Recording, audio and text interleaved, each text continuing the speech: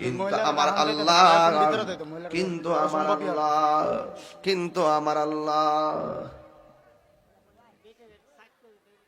ঠিক আছে। আচ্ছা, আপনাকে মা বন্ধুর জায়গা করেন নাই? দেখ তো যাইছে যদি এটা ভিডিও করে বেড়াতে সাইরা দে, এটা কলঙ্কিত না। আর এটা কোরআন সুন্নাহর আলোকে তো আয় না, এটা জায়েজ না জায়েজের ব্যাপার আছে না। তাহলে আম্মার আপনারা বিতে যান গা 30 সেকেন্ডের ভিতরে। আম্মা যান গা গো, আম্মা যাইন। আমি জানি আপনারা অনেক দোয়া করেন আমার লাগিয়া। ঠিক করে নিও, ঠিক করে না? ও ফাঁক ফান্ডাতে বাতি লাগাই লাগাই দোয়া করো। এরা আহলে বাইতের পাগল, এরা কথা কোন ঠিক না বেটে? যাক, আল্লাহ আমাদের সকলকে বোঝার তৌফিক দান করে, আমিন। ফরে জায়গা ফরে জমিন ঘর বানায় আমি রই, আমি তো সেই ঘরের মালিক নয়। কষ্ট হইতেছে আপনারা কি? আপনাদের মধ্যে মুয়া ছেড়ে দিছি নাকি? আরে রুয়া চলছে, চল। এটা হলো আরেক জগৎ। এটা কিসের জগৎ? এটা প্রেম জগৎ, প্রেম জগৎ। ঠিক না বেটে? এটা হাত তুলে খুশি, হাত তুলে। পরের জায়গা পরের জমিন, আমি তো সেই ঘরের মালিক নয়, সেই ঘরখানা যার জমিদারি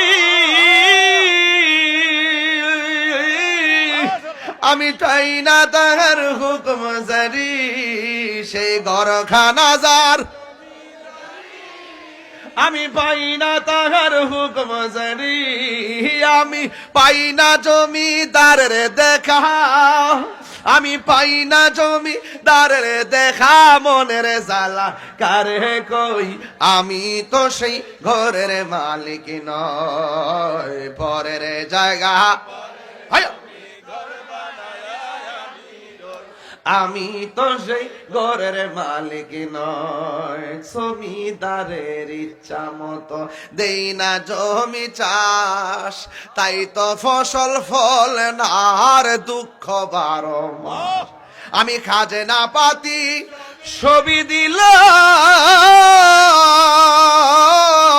তবু জমিন আমার হয়েছে নিলাম। আমি খাজনা পাতি তবু জমিন আমার হয়েছে নিলাম। আমি চলি যে তার মন জোগায়া, আমি চলি যে তার মন জোগায়া, দাখিলা মিলে না সই, আমি তো সেই ঘরের মালিক নয়। বল পরের জায়গা আমি ঘরের মালিক নয়। জোরে জোরে কি আল্লাহু আকবার বলা যাবে না? আমার নবী কবর আযাব দেখার ক্ষমতা আছে না নাই?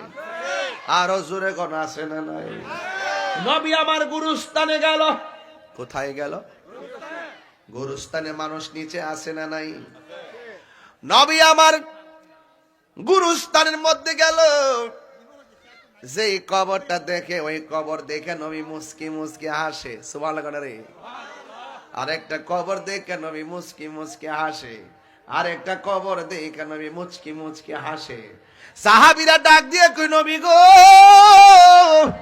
ও মায়ার নবী, আপনি কবরস্থানে মাটির উপরে কবর দিকে তাকায় তাকায় হাসেন কেন?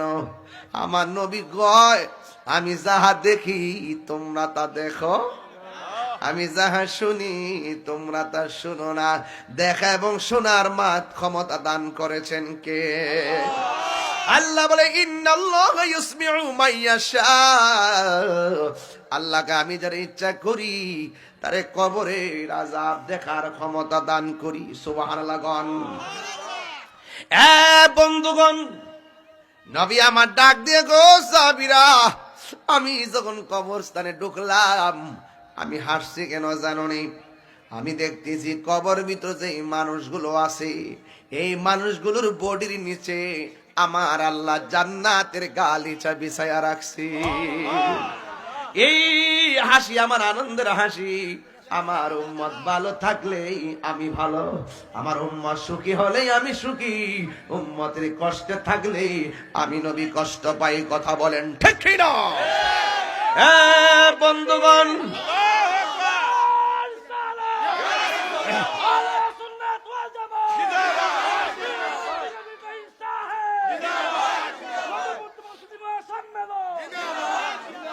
আমার নবী আর একটু সামনে গেল, যাওয়ার পরে আমার নবী চোখের পানি ফেলে কান্না শুরু করলেন। সাহাবীরা বলে, নবী গো, আপনি গোরস্থানে হাসলেন, আপনার উম্মতের নিচে জান্নাতের গালিচা বিছানো, কিন্তু একটা কবর দেখে দেখলাম আপনি কান্না করেছেন, কারণটা কি? আল্লাহর হাবিব বলে, ও সাহাবীরা, আমি তাকে দেখতেছি ওই গোরস্থানের কবরের নিচে, কবরের ভিতরে, বাঁশির কবরের ভিতরে জাহান্নামের আগুন ঢুকাইয়া দেওয়া হয়েছে। আমি তাকে দেখতেছি আমার ওই উম্মতটা এমন ভাবে কান্না করতেছে, তার কান্নার সুর আমাকে মায়ায় ফেলে দিয়েছে। ও সাহাবীরা, বাজারে যাও, বাজারে যাইয়া এলান করে দাও, এই গোরস্থানে, নতুন গোরস্থান, যত মানুষকে কবরে দাফন করা হয়েছে, আপনজনরা যেন আপনজনের কবরের বরাবর দাঁড়ায়া যায়।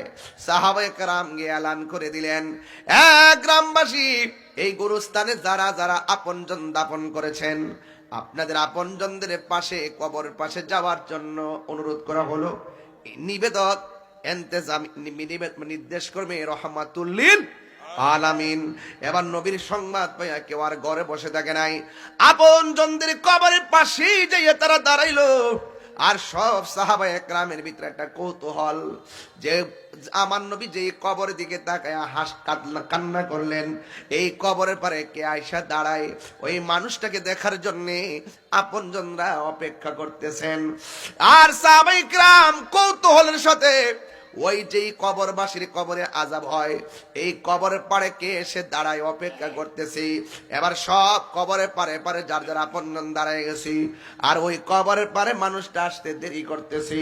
শেষ পর্যন্ত সাহাবায়ে কেরাম দেখলেন, যেই কবর দেখি আমার নবী চোখের পানি ফেলে কান্না করেছেন, ওই কবরের পারে কোনো ছেলে মানুষ আসে নাই, ওই কবরের পারে কোনো ধরনের পুরুষ আসে নাই।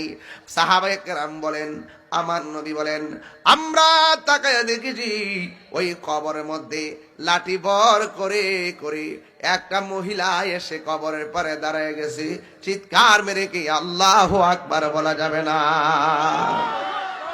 এ বন্ধু, আবার আল্লাহর হাবিব মহিলার কাছে যায় ডাক দিয়ে কয়, মা গো, ও মা, আপনি যে কবর পরে দাঁড়াইলেন, এই কবরে যে শুয়ে আছে, আপনার কি লাগে?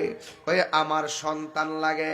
ও মা, আপনার সন্তান কবরে কেমন আছে জানেননি? মহিলা কয়, আল্লাহ এবং তার রাসূলই ভালো জানে। আল্লাহর হাবিব সাল্লাল্লাহু তাআলা আলাইহি ওয়াসাল্লাম ডাক দিয়া বলেন, ও মা, এমনিতে আমি ডাকি নাই, আমি দেখেছি এই গোরস্থানে সবাই ভালো আছে, আপনার সন্তানটা বড় বিপদে আছে। আমি তাকে দেখেছি আপনার সন্তানের গায়ের মধ্যে জাহান্নামের আগুনের উত্তাপ লাগে, তার কান্নায় আমার মনটা ভারী হয়ে গেছে। আমি এসেছি আপনাকে এটা জানানোর জন্য, আপনার সন্তান কবরে বড় কষ্টে আছে। এই কথাটা মহিলা শুই না, আমার মাধবপুরের বাবা, পাঞ্জাতন প্রেমিক বাবা, আহলে বায়ত মহব্বতের প্রেমিক বাবা, এই মুহূর্তে যদি আমার আম্মা শোনে কেউ আমাকে মেরে ফেলেছে অথবা আমার মাথা ভেঙে ফেলেছে, আমার মা শুনলে কি হাসবে নাকি কাঁদবে?